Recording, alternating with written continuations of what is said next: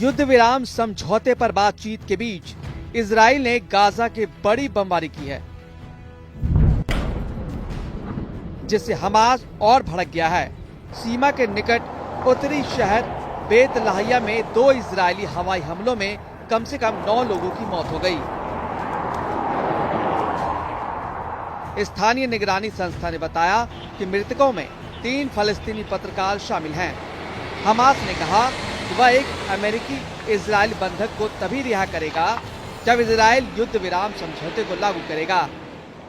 साथ ही उन्होंने कहा कि ये समझौता लागू होने पर 4 बंधकों के शव देगा और एक अमेरिकी इजरायल बंधक को रिहा करेगा।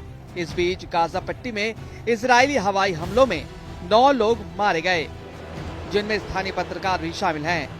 फलस्तीनी चिकित्सकों ने ये जानकारी दी। हमास के एक वरिष्ठ अधिकारी ने कहा कि युद्ध विराम के दूसरे चरण के लिए लंबे समय से वार्ता रिहाई के दिन से शुरू होनी चाहिए और 50 दिन से अधिक नहीं चलनी चाहिए।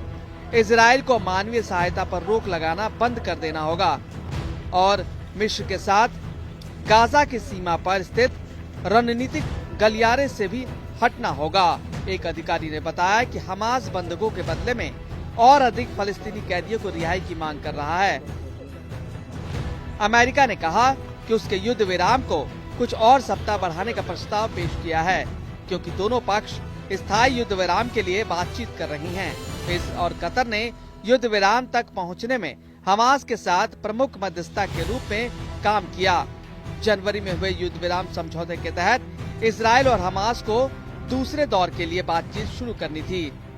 इस महीने की शुरुआत में पहला चरण समाप्त होने के बाद इजरायल ने कहा कि वह अमेरिका के एक नए प्रस्ताव पर सहमत हो गया है, जिसके तहत हमास स्थायी युद्ध विराम पर बातचीत करने की प्रतिबद्धता के बदले में शेष बंधकों में से आधे को रिहा कर देगा।